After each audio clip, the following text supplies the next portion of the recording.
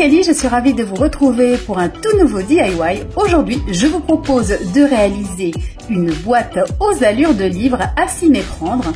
Avec son look un peu vintage, elle sera parfaite pour toutes celles qui aiment le côté shabby chic et vous allez voir que c'est très simple à réaliser. Comme d'habitude, ici, il s'agit uniquement de recyclage. J'utilise donc un carton aux parois assez épaisses et rigides pour construire la base de ma boîte. Au niveau des dimensions, c'est tout à fait customisable en fonction de vos envies. Un livre plus ou moins imposant avec une capacité de rangement plus ou moins grande. Comme vous le voyez, c'est assez simple. Il y a donc deux grandes parties qui vont servir à construire l'avant et l'arrière du livre, et ensuite vous avez les quatre parties latérales qui vont permettre de fermer notre boîte. Pour les assembler, c'est très simple, il suffit de les encoller. Je vous conseille d'utiliser la colle liquide Pritt qui est assez efficace pour ce genre de DIY. Ensuite, pour m'assurer de la solidité de l'ensemble, je viens à rajouter du scotch de bricolage pour parfaire le look un peu vintage de mon livre, mais ce n'est vraiment pas du tout obligatoire, c'est un caractère complètement facultatif. Je viens donc humidifier une petite bande de carton que je vais venir façonner pour lui donner ce petit côté un petit peu bombé, et ensuite je l'encolle et je le fixe à l'aide de scotch. Je rajoute une autre bande de carton plus fin par-dessus, toujours pour m'assurer de la bonne robustesse de cette boîte. Je prends ensuite un petit boudin de pâte auto-durcissante et je vais lui donner une forme que je lisse ensuite au doigt. C'est simplement donc pour travailler un petit peu l'aspect de la tranche du livre et lui donner un côté plus vintage. Pour travailler cette pâte, c'est très simple, il suffit de la lisser au doigt comme je vous le disais. Vous pouvez l'humidifier avec un petit peu d'eau et ensuite on attend que ça sèche. Je recouvre ensuite l'ensemble de peinture acrylique blanche juste pour homogénéiser un peu la couleur.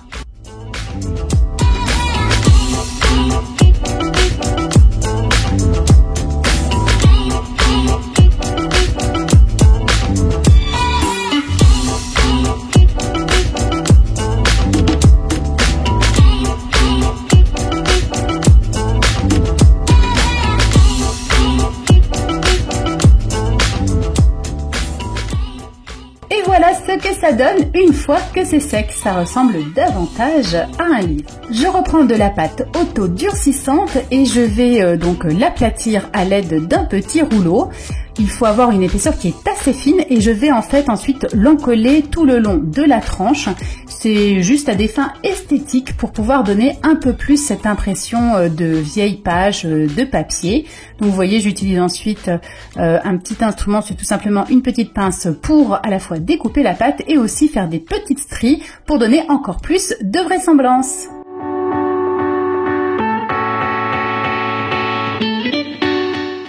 J'ai choisi de donner à ce livre un look un peu vintage, donc je vais passer un peu de peinture de couleur rose pâle et ensuite je m'occupe de l'intérieur du livre que je vais recouvrir d'un papier beige. J'utilise de la colle vinylique pour ce faire.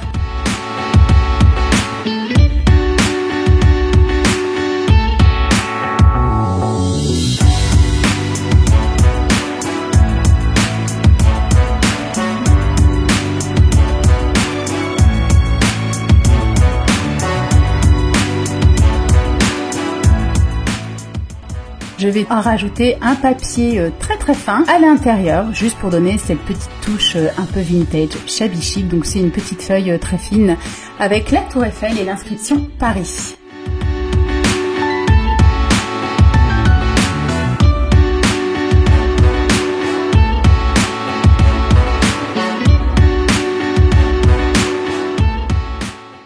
Ensuite, je passe un petit peu de peinture très légèrement métallique dorée sur la tranche du livre. Et ensuite, pour donner un effet un petit peu plus vieilli ancien, je viens appliquer de la feuille décorative dorée, tout simplement avec de la colle, comme vous le voyez. Au niveau de la décoration finale, c'est vraiment complètement en fonction de vos goûts.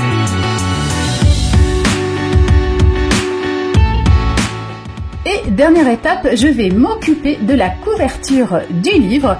Donc j'ai travaillé sur une feuille de papier en velin avec un petit peu de peinture de différentes couleurs. J'ai ensuite imprimé le titre que je vais venir découper. Et comme vous le voyez, j'utilise quelques gouttes d'encre légèrement dorée, toujours pour travailler un peu plus la couverture et essayer de donner un effet un petit peu vieilli, ancien à la boîte.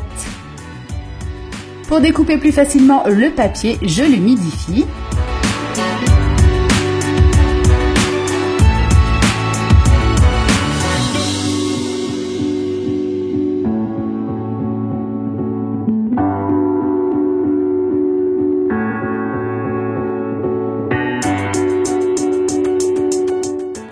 J'ai décidé d'ajouter un petit peu de dentelle également. Et ensuite, je termine les dernières finitions pour donner un petit peu plus de charme à la boîte. Voilà, comme vous le voyez, c'est un DIY qui est assez simple au niveau du matériel qui est utilisé. Il faut juste avoir un petit peu de temps et la patience d'attendre entre certaines étapes, notamment au moment de la pâte durcissante puisqu'elle durcit.